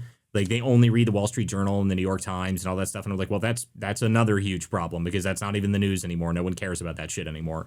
No one reads that anymore. It really is a major issue. Okay, go ahead. It's you. Brecca, you came up here. Go ahead. Thanks, guys. Sorry for the delay. You just answered my question, Walter. I'm like, why are they disconnected? I'm I'm like, uh, aren't they seeing what we're seeing? But No, you no, answered it that's the answer. perfect. Yeah, they're not, and that's the sad part. It's like a lot of these people, even if they have social media accounts, they don't use them very often. They essentially what they do is they have their staffers run their social media accounts, and their staffers don't know what to read or what to pay attention to because they're not doing anything either. And the 20-year-old staffers aren't any smarter than anybody else, so you've got a huge problem with that as well. I mean, that's a genuine general problem that I've had with the way that DC operates is they still think mainstream media is the only news that matters, and they only still watch the mainstream cable channels, and they only read the top newspapers, even though no one reads that isn't even remotely serious about the news anymore. Because I mean, to be honest with you, when is the last time, and I mean this seriously, when is the last time one big giant huge breaking story came out of the New York Times or the Wall Street Journal? Anybody have any idea? I don't have a clue. I think it was the Mar-a-Lago raid. Yeah, It was raid, exactly. if I I mean can that might remember. be it. That's That might be it, and that's what 6 years ago at this point. So wonderful. I mean, like no one cares. I mean, this is stuff that is just not good. I mean, they don't have anything good. So I can't remember a yeah. major Hey story that's guys. come out of anywhere. Go Yeah. ahead, Jared. Yeah, I glitched earlier. I don't know what was happening. So I agreed to everything you guys were saying, even what Jennifer was saying about the GOP camps. One thing I disagree, and you guys might concede the point here, you guys might not, but here's this. Uh, Donald Trump keeps talking about eliminating the filibuster. I Yes. just don't think it makes sense. I mean, let's say Walter, right now, the Senate Republicans, they all get in a room and they end the filibuster right now at 10:47 p.m. Eastern. You still don't have 100% confidence in the Republican Senate. You have Senator from Commonwealth of Kentucky, Rand Paul. You have Susan Collins. You have Lankford. All of these other moderate Republican senators who are still not going to vote for your quote unquote American first legislation. So I don't really know like why the political astuteness is just ignorant of okay, let's end the filibuster. Sure, go for it. I triple dare you to do it, but you still don't have 100% commitment in your own Republican Senate that you're going to get the votes. No, no. See, So Jared, I agree with you on this. Okay, and this is something I said a couple days ago about this. Like, look, even if we got the filibuster ended, the reality is ending the filibuster be if we were going to get the agenda through. Like, I only agree to us even attempting to end the filibuster is if we have every single piece of legislation that codifies Trump's agenda into law ready to go to be passed the next hour. Okay, like that's the only way I'm okay with it. But we don't have that. So even to me, ending the filibuster be great, but you better pass the SAVE Act within 15 minutes of that happening. You better pass you better pass all the cuts, all the dust. And we haven't been able to get any of that stuff. So I don't necessarily the ending the filibuster, as much as people talk about it on the right, as much as I say it's necessary to get some of this stuff done. I don't think the Republican Senate wants to get it done. That's what my point is. I don't think they have any interest in getting it done. I don't think they want to. I think a lot of these people are the old school establishment GOP. I think what the reality is that they don't like Trump anyway. They hated him. They've hated him the whole time, and they've just been playing along this whole time. And the reality is they couldn't put him in handcuffs, so they're going to handcuff his agenda and run out the clock. I think that's what's happening, and that's to me. Ending the filibuster would be great, but I don't think I think you're 100% right. I don't think they have any interest in actually passing the agenda. I don't think it's going to happen. They're talking about another big reconciliation bill of some kind to be able to get anything done. I'm like, this is ridiculous. No one on the right that actually put Trump in office voted for giant omnibus bills and all of this crap. But the reality is this is Congress, and this is why 2026 matters so much. So guys, if you care about it, you better go figure out what your Senate race is and whatever's going on, because the Senate's one of our biggest problems. And if we want to remove some of these people from the Senate, that would be very beneficial for us. But the reality is right now, as the way the makeup of the Senate and the House is right now, it doesn't matter what we pass in the House. It doesn't matter what we do because the Senate has no interest in passing it. I mean, that's just reality. The reconciliation thing, I'll read it tomorrow. I haven't even read it today. I haven't either. But I I haven't will read it say, yet. I will.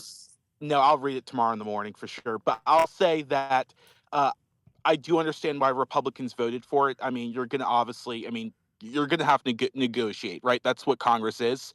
And for the last 10 years, even when 2016, 2020, 2024, even now, it seems like and this is objectively, Republicans always get blamed for the government shutdown. So, Walter, we can either be talking about a government shutdown in 48 hours, or we can be talking about Republicans giving an inch to Democrats to get things done. No, Voters usually view the party that wants to shut the government down as an illegitimate form of protests. However, they never blame the Democrats for it, even if they're not in power. Well, but So the problem there you here's go. here's the issue with that is that I don't give a shit if the government shuts down, and no Republican candidate, none of the MAGA people care at all about that shit, dude. Like none of them do. The base doesn't care, not even remotely. In fact, the most recent government shutdown, I really don't even think it did that much. No one gave a shit. I mean, and no one cared almost at all about that. Now it damaged the economy a little bit, but the fact that to me, I think it should be more evident to everybody that the government shutting down has a major effect on our economy that should be a wake up call to people. Like, I think that should be a bit more of a call to people that, maybe we should pay a little bit more attention. If the government's shutting down and that's causing our economy to go down, then maybe we have too much government money in there. I think that's kind of a problem. But, again, to me, I don't really care if the government shuts down. I don't at all. If that's what they want to end the filibuster for, then I guess that's some way they could do that. But to me, again, my point is on the filibuster issue is what you said before. I don't agree I don't trust our current Republican Senate makeup to be able to get any of this stuff done. I just don't. I don't at all. I don't think they have any interest in getting it done. I don't think it would work anyway. Okay, Casey, go ahead. I know I referenced something from Early Vote Ocean earlier, and I wanted to hear from you anyway. So what's up, Michael? Hey, Walter, thanks for having me up here. I do want to just slightly, I agree with pretty much everything you said. I do slightly disagree though, because I have been seeing just as of recently today, that Mike Lee and a few others said that that the Save Act has about 50 votes right now confirmed, or 50 co-sponsors confirmed. So it would pass with JD Vance breaking the tie if it was up for vote today. So like, I think that I think there are certain things that like breaking the filibuster on would work for. I mean, the Republican Senate has been pretty, strong armed in supporting most of President Trump's major nominees. You got RFK and everybody else who had tough confirmation hearings. They all got in. We thought there would be more defections and everything. I think that at the end of the day, for most legislation, such as the SAVE Act and everything, a lot of most of the Republican senators, including some like Rand Paul, who are mostly hardliners on fiscal stuff, will come around in the end. So I think we do need to maybe think about the filibuster elimination for certain votes and everything. I think if the SAVE Act were to go up for a vote, I think that we would have the 50 votes to push it through. So I think we do. I think we need to maybe possibly look at Like potential like I options said, to. Casey, to me, if we are going to end the filibuster, we better have things on the agenda to be passed immediately afterwards. I'm not talking like a month from now. I'm not talking like a couple weeks from now. I'm talking now, baby. Like if you end the filibuster, you better pass the SAVE Act within 25 minutes after that happens. Okay, that's what my thought is. You better invoke cloture, go for it, and pass the SAVE Act. Get it on the ballot. Get it done immediately. If you don't, Yep. if you don't actually do that, then you've ended the filibuster for no freaking reason. And to me, I don't really care about the idea of the Democrats saying like, oh, they're hoping we end the filibuster. Guys, we know you do it anyway. Okay, like no one cares at all about that. The Democrats, if they end the filibuster, they will do that within 15 seconds of being in power again. So no one even doubt at all that would happen. But to me, again, the point on this is still that no, I don't care. Okay, ending the filibuster. If you're gonna do it, you better be ready to pass the agenda forward immediately, and that needs to happen. Now, if we get this other House bill that comes forward, this other election bill, and you pass both of those at the same time and pass and go over top of the filibuster to do that, then I'm okay with it. Okay, that's just reality to me. I'm okay with it if you did that. But at the same time, I don't know. We'll see. I doubt highly that we have the stones in the Senate to actually do this. Now, I think they should. But we'll see. I mean, to me, I'm on the mind that we have too many squishes that still don't know what time it is. And until I'm proven wrong on that, I can't look at it any other way. No, I fully agree, and I think that's why the Senate is definitely the most important prize this year, more than the House, more than anything else. I think especially, I think we have a unique opportunity this year of Mitch McConnell retiring, with a few other major retirements. Retirement in Wyoming, one of the reddest states in the country. We have Kentucky, Mitch McConnell retiring, one of the reddest states in the country. We have really competitive primaries in Texas and Louisiana, Bill Cassidy, and several others. I think that now this is a very unique year in a lot of very red states to replace and primary out a lot of rhinos who have been big roadblocks in our agenda this year. And I think that we need to take advantage of that. There's going to be some of the most important races in the country this year. Going to be the Senate primaries and these open Senate seats and the other Senate seats where there's really incumbent Republicans are not really fully with our agenda that President Trump is deliberately staying out of or endorsing challengers in. Like he just endorsed a challenger to Bill Cassidy, who's been kind of a roadblock to us and voted for impeachment and everything. So I think we have a really unique opportunity this year, and people forget the Senate is gonna be the most important prize for the next 2 years after the midterms too, because whatever happens bill wise, the confirmations are gonna be one of the most important things. Holding the Senate majority will be one of the most important things to happen this year, because for the next 2 years after this, no matter what happens in the House, the other races, those are very important, of course, but the Senate will determine whether they can confirm judges that will stay on the bench for another 60 plus years. That will be one of the most important things of President Trump's legacy, that he'll be able to fill the courts and everything with judges that will, pass them carry the MAGA agenda for the next several decades, if not longer. Along with the other nominees like ambassadors and all these other nominees, like the board commissioners, boards, the Federal Reserve, etc. So this holding the Senate and potentially expanding the Senate is definitely the most important feat. And I think it's not impossible. It's been done before, where we lose some seats in the House but gain seats in the Senate. It happened in the past two presidential midterms for both parties. So that, I think, is the golden goose, the main prize, and not just expanding the Senate, but also replacing a lot of the senators that we've had issues with, like Mitch McConnell, like Cornyn, like Cassidy, etc. Replacing them with more Republicans aligned with our agenda and our values and everything. Like like Nate Morris in the Kentucky Senate race. So Elon Musk is supporting him. I think he's a good candidate. You have Ken Paxton and Wesley Hunt over in Texas. You have Julia Letlow in Louisiana. You have some really good options in a lot of these races right now. Yeah, I mean, Wyoming. there is good options. Like I said, I think that there is a possibility that you could get some really good people into the Senate. I think there is a possibility with that. Now, there is some seats that I do worry a little bit about. I think the main, obviously, I'm not sure Collins is going to be able to keep that seat up there. I'm not sure about that one. That'll be a challenge for her. That'll probably be the most difficult one. And most of the reason I believe it's going to be a challenge for her up there is because I don't think Collins will get support from anybody in the MAGA base to really be able to keep her seat, even though they should. I mean, my eyes is anything is better than keeping and going in towards the Democrats, because that we know what the agenda that they intended to push forward. So, but whether or not Collins gets the support, I doubt it. So she'll have to essentially win that race on her own, which she's done it before. So I'm not necessarily too concerned about that. I'm guessing that she's going to have to do it on her own. But then you got other places like in Ohio, Usted versus Sherrod Brown. That's going to be a challenge. Okay, that's going to be a challenge for him to win that race, mostly because Usted, he's the appointee senator. He didn't ever run a campaign before. Now, I don't know what his intention is, but Sherrod Brown has a lot of name ID in Ohio. Okay, he's got way more name ID in Ohio than Usted does. Now, the other advantage we have for that is that JD Vance is from Ohio, and he is by far leaps and bounds the most popular the most popular politician from Ohio anywhere. So if he's on the ground here in Ohio, which from what I understand is that President Trump intends to go out and do campaigning. And if JD Vance is going to go out and do campaigning, that'll probably help. So we'll see what happens. I did see just recently that apparently JD Vance's team is now going to be taking over Vivek's campaign. That is something I saw today or yesterday, which I know the people that ran JD's campaign and ran his political team. And if they're taking that over, then those are really good people. Okay, those are very strong people. They know what they're doing. So Vivek's, I'm not worried about Vivek. Again, everyone is talking about this as if Vivek's not going to win in Ohio or something. They're just crazy because Vivek's a billionaire. And not only that, he's best friends with the vice president, who is by far and away the most popular candidate in the state. To me, anybody who thinks that Vivek doesn't have a chance, you're just not paying attention.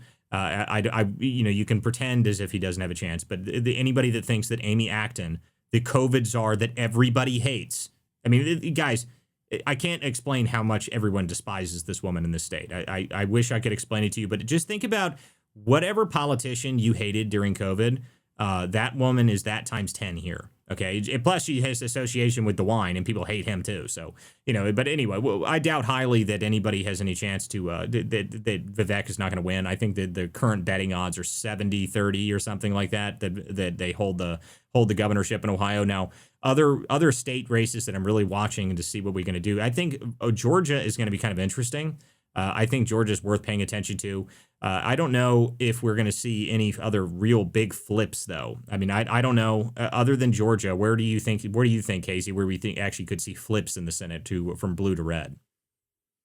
Well, first off, I will just touch on Ohio. Usted. I do agree that Sherrod Brown's a tough challenger, but one thing that Usted does really have in his have going from this year is the fact that I believe about 11 unions right now, I think like labor unions, farm unions, all 11 unions that endorsed Sherrod Brown just 2 years ago in his last race have now flipped over and endorsed Usted against him. So 11 unions that endorsed Sherrod Brown now endorsing against him. So it seems like a lot of his old allies, the traditional Democrat base that were with him just a couple years ago in his last race, which he lost, are now flipping against him. So I think a lot of that old blue collar base is now flipping our way. So I think that when you see more endorsements like that coming, it'll help us out a lot more. I think Usted will probably hang on. I'm not worried about Vivek really at all. I think that he'll probably win.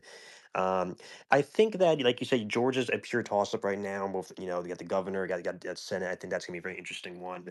I think Michigan will be very interesting as well. There's the governor's race is a little unorthodox next year or this year rather because of you have an independent candidate that's very major running. In terms of the Senate races, I think Michigan will be interesting. That's an open seat now. I think that Michigan, Georgia are probably our best two chances of flip. Now New Hampshire will be interesting too because you have a member of the Sununu family running. It's not the former governor. I think it's a former. I think his name is John. I believe his name is John Sununu. He's the brother of the governor. Oh, I really? think he That's I, interesting. I think he was the senator for a couple terms actually back in the early 2000s. He left during the Obama years.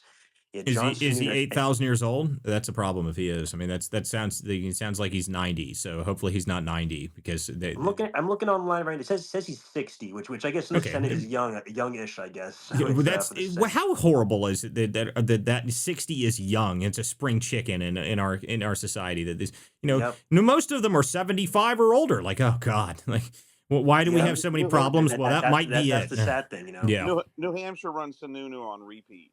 Yeah. Yes, Okay. so I'm interested to see how just his last name alone. I think the name ID helps. So I'm curious to see how he does his polling right now. I'm looking at right now is looking pretty good. Still very early, so I'm curious how Sununu will do in his Senate race. It's also an open Senate seat as well, I believe. So you got that. You got Michigan, which will be interesting. It's I Who's the think Mike Democrat Rogers in running that Senate again. seat in New Hampshire? I believe it was Maggie Hassan, I believe, and then let's see, it was Is she Maggie. running for reelection or is Actually, no, she I apologize. It was Jean Shaheen, and she's retiring. It's okay? it's a it's an open Senate seat in New Hampshire. Okay. Who's So their it's candidate?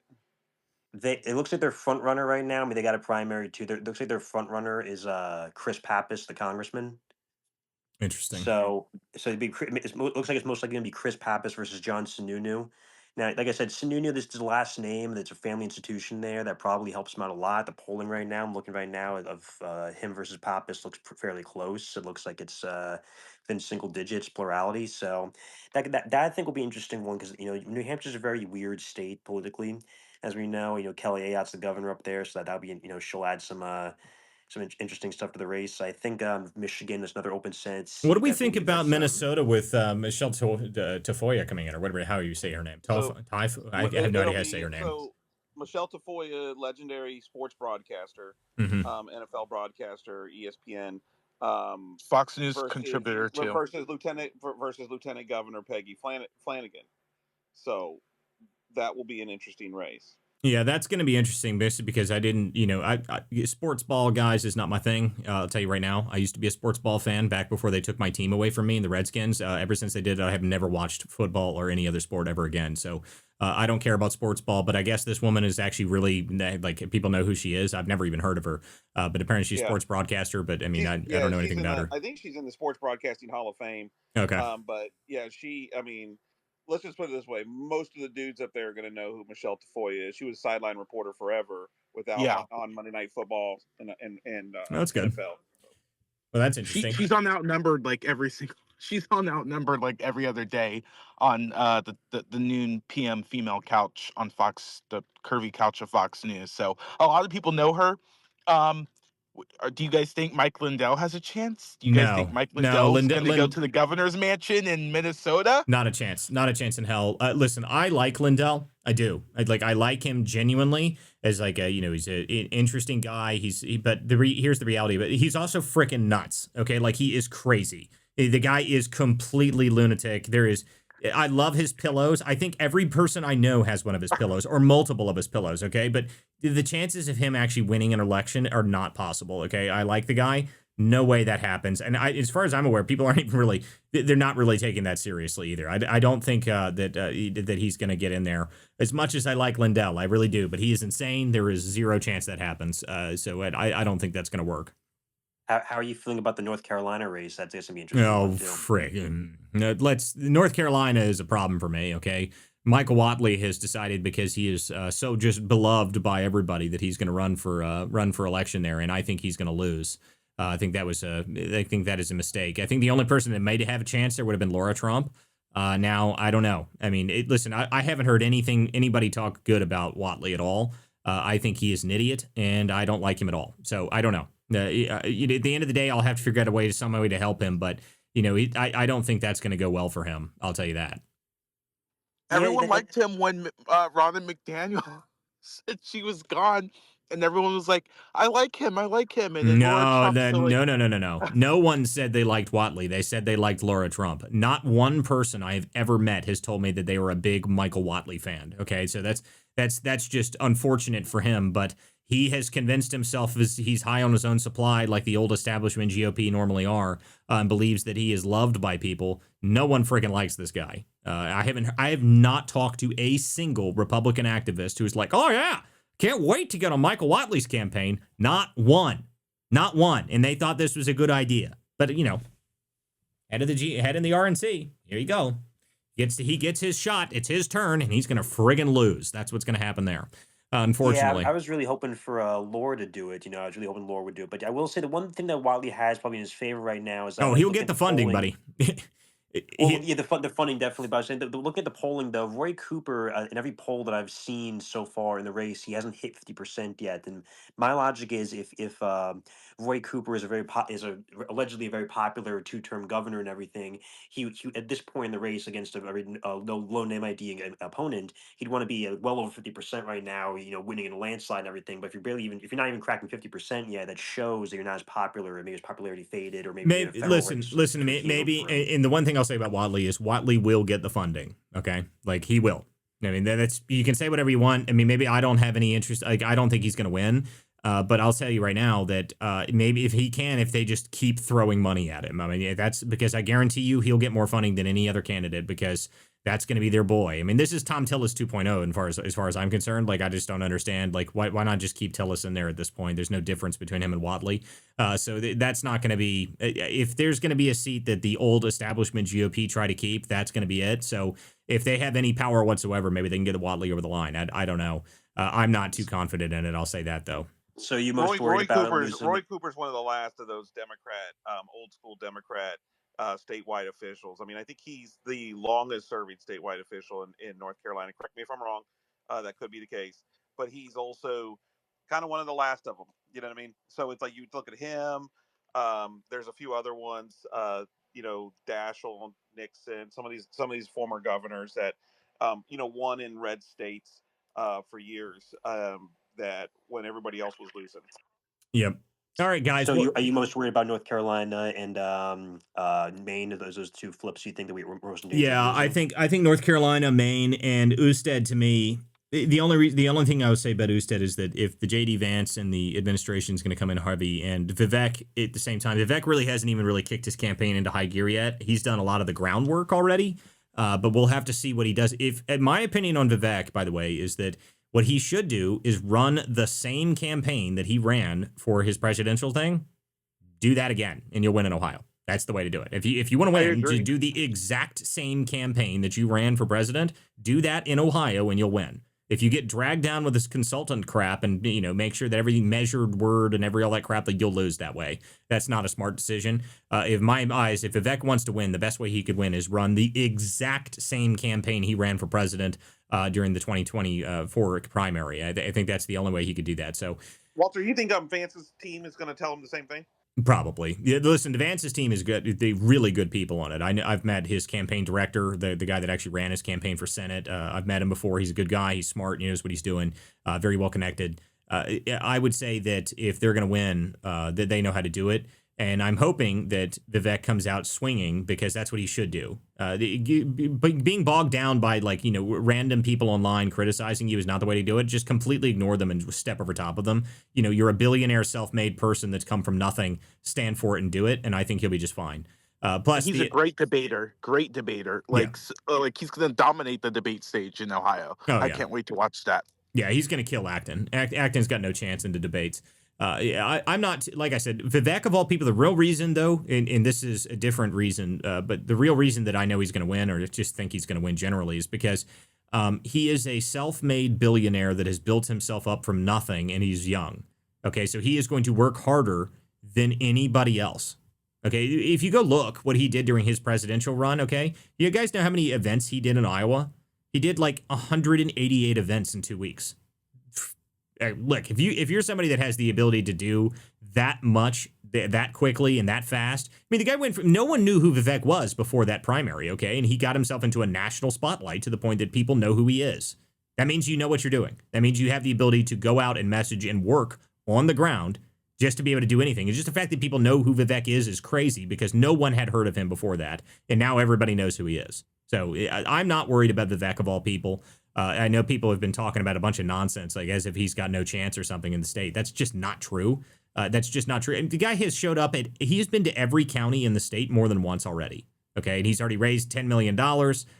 Again, I'm not too worried about Vivek. But I do want the Democrats to spend bazillions of dollars on Amy Acton, please. I want you to spend $100 million on Amy Acton because she's brilliant and everybody loves her. I'm sure she will at least lose by 8.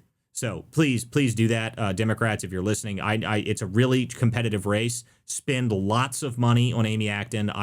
She is a brilliant, amazing, smart candidate. I don't have yard signs of her from COVID of her spying in your windows. I don't still have those. I threw those out. I just forgot all about that, like everybody else in the state. So just run her. She's going to do a fantastic job. Okay, guys, we are out of time for this evening. I appreciate everyone who came to the show this night. This is the Political Theater.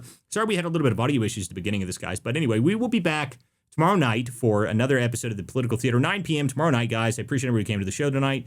If you guys want to support this show, go to WCDispatch.com and you can support me there, or you can subscribe right here on X and you can actually get the behind the scenes of some of the investigation stuff, guys. We've got a lot of stuff coming up next week, okay? So next week, Tuesday, I will be flying out to San Diego and meeting with a few sources out there for some of the fraud investigation stuff I'm doing. So not sure travel scenario and how we're going to be doing the show. The next week, I'll let you guys know on Monday. Monday, we will have a normal show, and I'm probably going to have at least one show over the weekend to talk about some of the fraud stuff because there's a bunch of movement happening right now.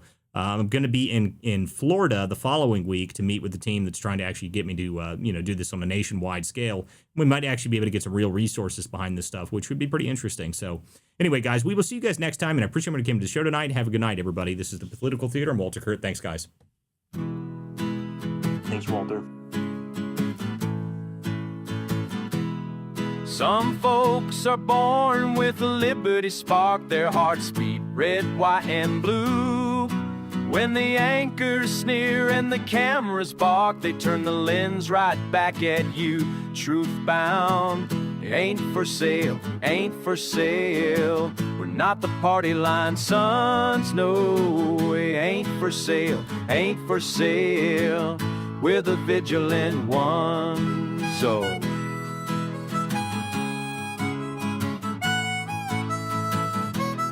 Some folks inherit silk-lined halls, spend our sweat while preaching share. But when the tax man wraps his knuckles raw, their mansions suddenly look bare, impaired.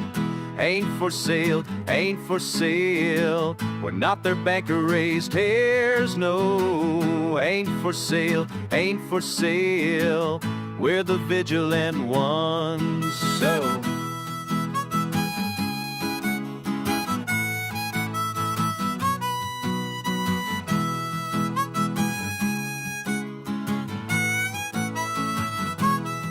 Yes, some paint stars on press room lies and send the common men to toil. Ask them, how much truth will you trade tonight? They mutter, more noise, more noise, more noise. Ain't for sale, ain't for sale. not the theater's pawns, friend. It ain't for sale, we're America's steadfast one. No, we won't be spun.